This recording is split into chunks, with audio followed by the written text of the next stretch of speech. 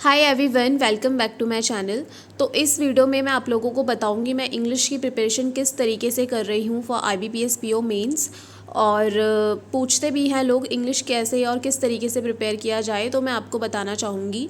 तो देखो, मैं ये नहीं कहती मेरी इंग्लिश बहुत अच्छी है, बट मुझे ऐसा लगता है मॉडरेट ही है, मतलब इतनी अच्छी नहीं हुई है। और वीक भी नहीं कहती मैं, क्योंकि वीक तो है ही नहीं। मतलब पता लग जाता है ना जिसकी इंग्लिश वीक होती है। वीक का मतलब ये होता है आप अगर 20 नंबर का कुछ अटैम्प्ट कर रहे हो तो आपके 1 2 3 4 ऐसे आ रहे हैं। बट मेरे अगर मैं 20 नंबर का कुछ अटैम्प्ट करी तो मेरे 10 के अबव ही रहेंगे, तो यानी मैं मॉडरेट कैटेगरी में आती हूँ। और बहुत अच्छी कैटेगरी में तो नहीं आती, क्योंकि उतने अच्छे मार्क्स मेरे नहीं आते। मतलब मैं कह रही हूँ अगर जैसे 20 मार्क्स का मैंने कुछ अटैम्प्ट किया है तो मेरे मार्क्स हो सकता है 12 13 आए, और कभी कभार इट डिपेंड्स ऑन लेवल कैसा है। अगर लेवल मुझे लगा मॉडरेट है तो मैं 15 से 16 भी स्कोर कर सकती हूँ। तो अब मतलब पहले मैं वीक थी इंग्लिश में, बट उसके बाद ये सब चीज़ें करने के बाद ही ये इम्प्रूवमेंट आया है। मैंने पहले भी बहुत वीडियोस बनाए हैं, लेकिन मैं फिर से बता देती हूँ। सबसे पहले तो मैं एडिटोरियल रीड करती हूँ द हिंदू का, डेली के 2 एडिटोरियल, और मैं ये यूट्यूब से करती हूँ। निमिषा मैम एडिटोरियल करवाती हैं, तो वहाँ पर वोकैबलरी होती है, वहाँ पर फ्रेजेस होते हैं, तो उससे क्या होता है थोड़ा सा इजी बढ़ जाता है। मतलब हमें खुद से ना ढूंढने की ज़रूरत नहीं पड़ती।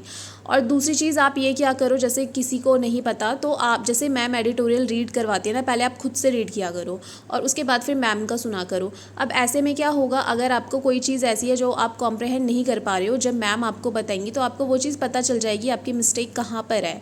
और ये चीज़ मैं करती रहूँगी कंटिन्यूसली। अगर मेरा सिलेक्शन कभी हो भी जाता है उसके बाद भी मैं एडिटोरियल नहीं छोड़ूंगी, क्योंकि मुझे ऐसा लगता है इंग्लिश अगर आप डेली करो, जितना ज़्यादा करो हमारे लिए ही अच्छा है। मतलब आप देख लो, वोकैबलरी ऐसे वर्ड्स हैं, फॉर एग्जांपल ये आपके अगर किसी को इंग्लिश बोलना सीखना है, ठीक है, मैं ये नहीं कहती कि बहुत एकदम हैवी वर्ड्स यूज़ किया जाए, बट अगर आप कुछ डिफरेंट वर्ड्स यूज़ करते हो अपने डे टू डे लाइफ में तो वो एक अच्छा इंप्रेशन भी क्रिएट करती है।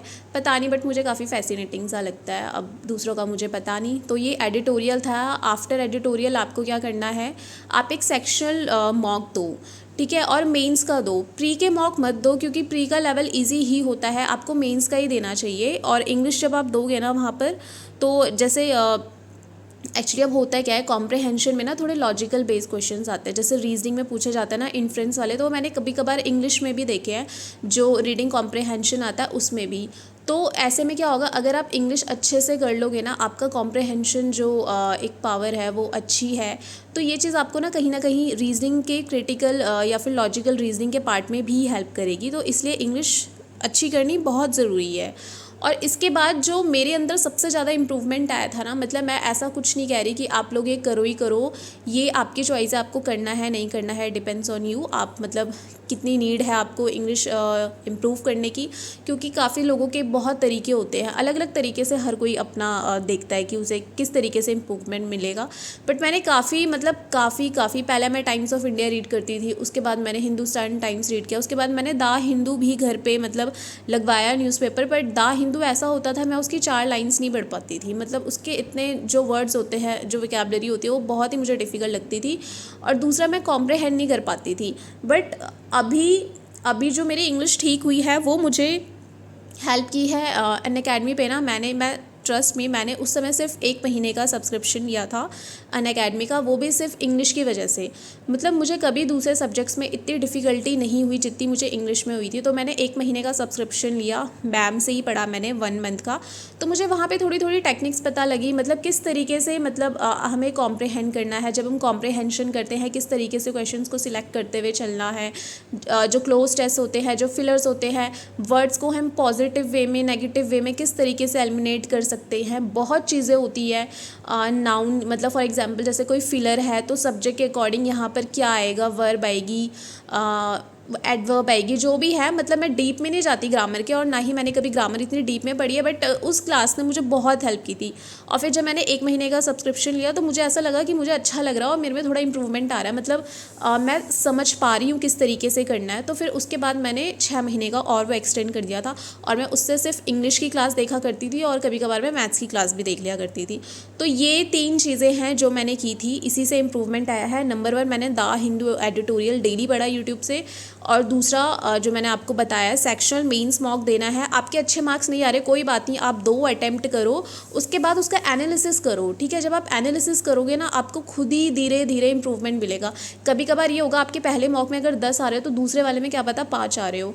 तो समटाइम्स हमें क्या लगता है पहले अच्छा आ रहा था अभी बुरा आ रहा है, ऐसा क्यों नहीं, आप फिर भी आगे बढ़ते रहो, कोई नहीं, मार्क्स कम ज़्यादा होते रहते हैं। और मॉक ही आपका रियल एग्ज़ाम तो है नहीं, रियल एग्ज़ाम में अच्छा करना है। यहाँ पे आप 100 गलतियाँ भी करोगे तो वो भी माफ़ होती है, मॉक होते ही इसीलिए हैं, ठीक है। और थर्ड फिर मैंने आपसे कहा जो मैं निमिषा मैम से पेड क्लासेस जो मैंने ली थी अनअकैडमी से उससे किया था। अब ये जो थर्ड वाला पार्ट है ये आप लोग देख लो, इसकी जगह पे आप लोग क्या कर सकते हो। बाकी जो 2 चीज़ें हैं उनको तो आप इंक्लूडेड रखना ही रखना। ट्रस्ट में बहुत इंप्रूवमेंट मिलेगा। जिसको लग रहा है उसकी इंग्लिश बहुत वीक है आप लोग करके देखो। और ऐसा नहीं है आपकी इंग्लिश 1 महीने में इंप्रूव हो जाएगी। इंग्लिश ऐसी चीज़ है इसको बहुत टाइम लगता है इंप्रूव होने में। हमें ऐसा लगता है हमारी इंग्लिश ठीक हो गई है, बट नहीं, हमें और इम्प्रूवमेंट की ज़रूरत होती है। मुझे आज भी लगता है अच्छी नहीं है, मैं और करती हूँ किस तरीके से इम्प्रूव हो। और जिस दिन अगर मैं पूरे दिन भर भी कुछ नहीं पढ़ रही ना, लेकिन मैं उस दिन एडिटोरियल ज़रूर देख लेती हूँ, क्योंकि मुझे ऐसा लगता है ये स्किप नहीं करना, ये बहुत ही इंपॉर्टेंट पार्ट है। तो आप लोग भी ऐसे किया करो। और ये नहीं है कि 1 महीने पढ़ लिया एडिटोरियल, इम्प्रूवमेंट तो कुछ हुआ ही नहीं, ऐसे क्या हो रहा है। पहले मुझे भी यही लगता था, बट इतनी जल्दी इम्प्रूवमेंट नहीं होता है। किसी को 3 महीने भी लग जाते हैं, किसी को 5 महीने भी लग जाते हैं, बट अपना अपना टाइम सबका होता है, किसको कितना टाइम लगना होता है, ठीक है। ये हमारी एफिशिएंसी पे डिपेंड करता है, कितनी जल्दी हम चीज़ों को अंडरस्टैंड कर पा रहे हैं, ठीक है, आप ग्रैब कर पा रहे हो हर चीज़। तो ऐसा होता है, ऐसा नहीं है 1 महीने में किसी का इम्प्रूव हुआ है तो आपका भी वैसे ही होगा, नहीं, सबका डिफरेंट रहता है, ठीक है। तो ये कुछ चीज़ें थी जो मैंने आपको बता दी इंग्लिश से रिलेटेड। अब नेक्स्ट वीडियो में करंट अफेयर से रिलेटेड बताऊँगी, ठीक है। तो thanks for watching and if you are new to the channel then do subscribe, also like the video. Bye bye and take care.